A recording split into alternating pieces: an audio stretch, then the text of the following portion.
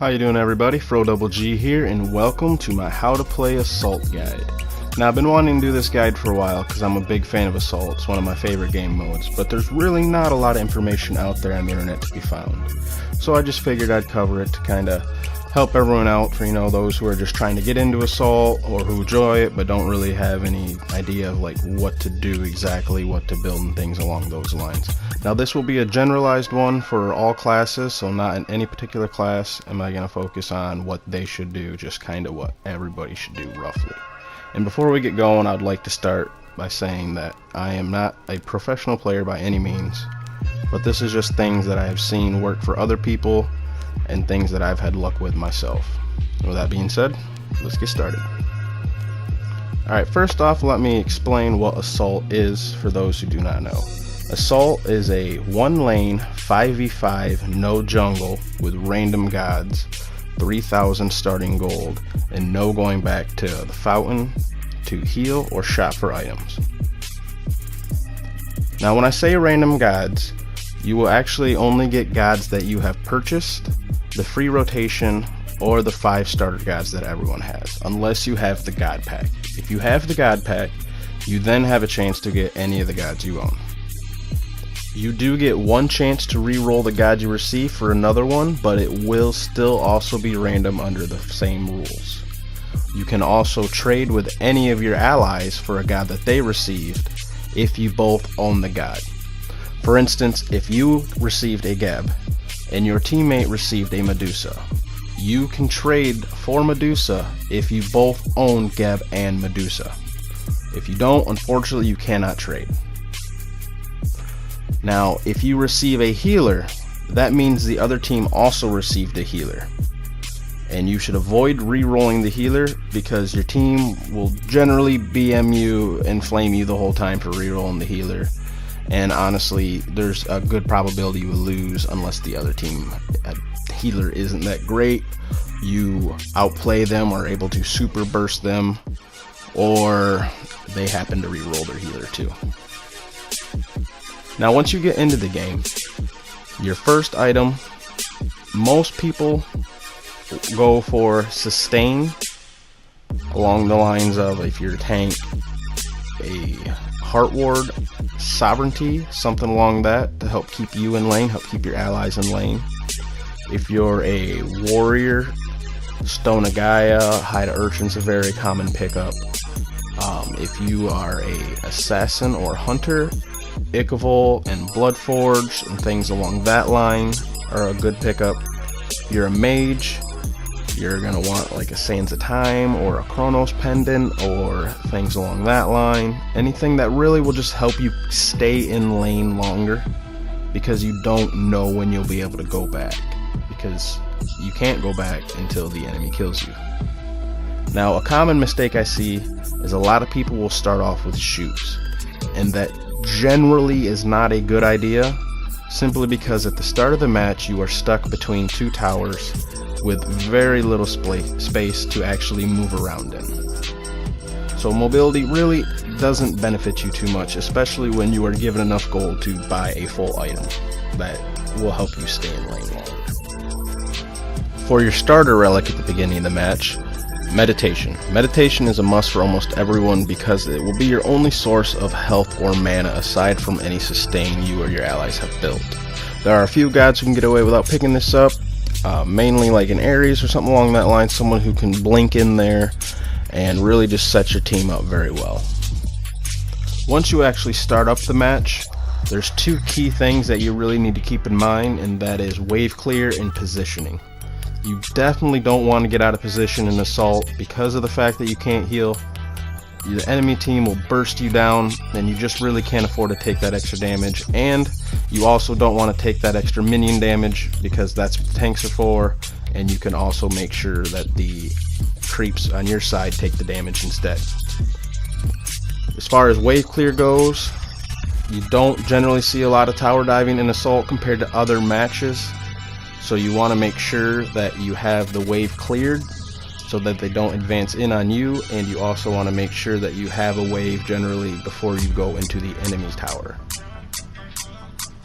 Once you actually start attacking the tower, depending on your role, you may or may not actually attack the tower. If you are a hunter or an assassin, the team would really benefit from you attacking the tower instead of chasing down them kills. And I know it's hard to do, and everyone gets caught up in it, but you guys deal the most amount of damage to the tower, and this game's all about taking out them towers to get to the Titan. As far as Guardians and Warriors go, you actually will benefit the team most of the time by keeping the enemy gods busy through your CC that you have and just your sheer damage that they can't ignore as they try to stop your hunter and your assassin. The mages, they are kind of a switch hitter with their quick burst damage, being able to secure a god that can come in trying to stop you guys. But on the same hand, the extra damage on the tower is also helpful, but you're not going to be dealing the damage like the assassins or hunters are. So keep that in mind. That's kind of one you just kind of got to feel out for yourself. Once your team or the enemy team actually takes out a tower, that is generally a good time to start picking up your shoes, because the extra mobility is actually useful then.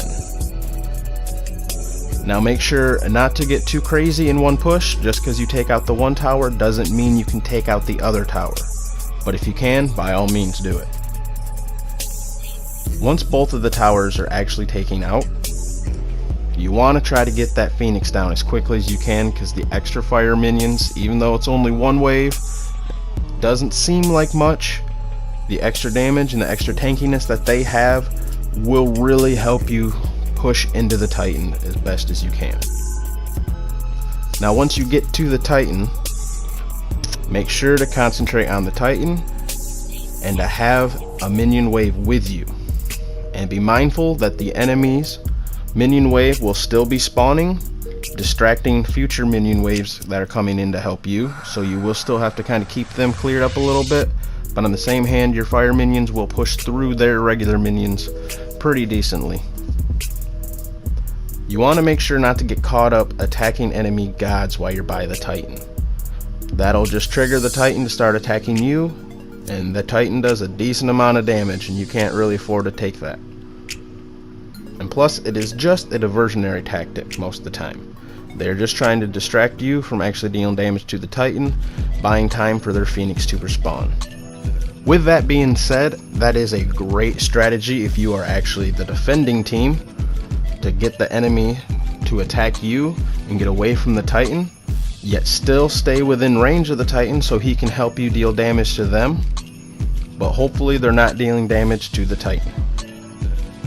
Now that I've gone over the basics of attacking towers, phoenixes, and the Titan, I will go over a little bit more tips and strategies that remain relevant throughout the entire match. First and foremost, read your god's abilities. No one's going to be mad you spent 10, 15, 20 seconds reading your god's abilities to know what you can do to help benefit your team, whether it be bursting or supporting CC or anything along that lines, or any just small little thing that you didn't know because you're not familiar with the god, for instance. Another thing is, if it's a healing match, build anti-healing. Just do it. If you're physical, build the Brawler's Beat Stick. If you're magical, build the Divine Ruin. If you're the tank, build the Pestilence. Everybody should build anti-healing. There are very few exceptions to this. For instance, like a Kali or some other hyper carry that would just can shred through it so fast where it's not relevant. But generally that's not the case, so just do your team a favor and build the anti-healing. Another one is, if you hear your tank call save yourself and he's out there fighting 4 people trying to buy you time, save yourself. Unless you got a little trick up your sleeve which will be able to actually go in and save him and maybe get a deicide or something along that lines, the tank is trying to save you. Now that being said, if you're the tank and your teammates need to get out of there, that's your job. Die for them. It sucks, but that's just the rule. My next tip is learn to use the VGS. It will help improve communication with your teammates and then improve your teamwork overall in general. Whether it be through saying that your ultimate is down, retreat, attack, attack the Titan, or anything like that. Anything you can do to improve communication always helps. Which will lead into my next tip: call group up before meditation. There's no point using meditation if none of your allies can take advantage of it unless you absolutely have to. So please just be a team player and always call the group up for the meditations. Your allies will appreciate it. If you get caught in a bad spot and you're gonna die, and you're all by yourself, far from a tower, and you know you can't make it back to your tower, don't even try. Just actually turn around, head towards the enemy's Titan, and try to distract them as long as you can and buy time for your teammates. Sometimes you just can't get out and you're gonna die, and you're better off leading them away than you are leading them towards your Titan, because after they kill you, they gotta run less distance, which is just more time they have to actually do damage to your Titan. And then there's accepting a lost tower. One person isn't going to be able to stop the entire enemy team if the tower's already at half health and you're just getting there. The tower is lost.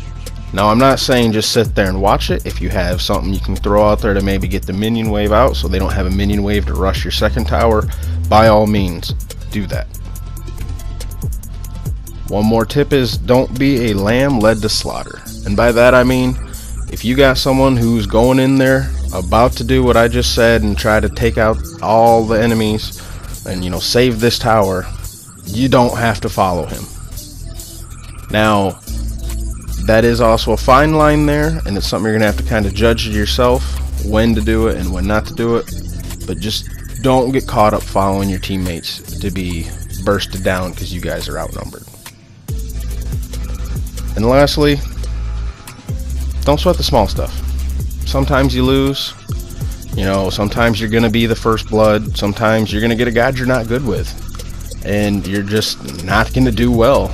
And while, you know, some players may BM you and be hostile and all that, it doesn't matter. Just have fun.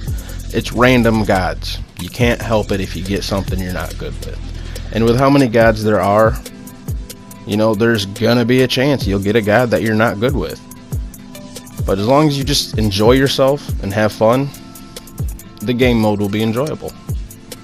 Just don't let someone else's negativity bring you down. And don't let a bad game bring you down. Have fun. That's what we're here playing the game for. And that's going to bring an end to my how to play Assault guide.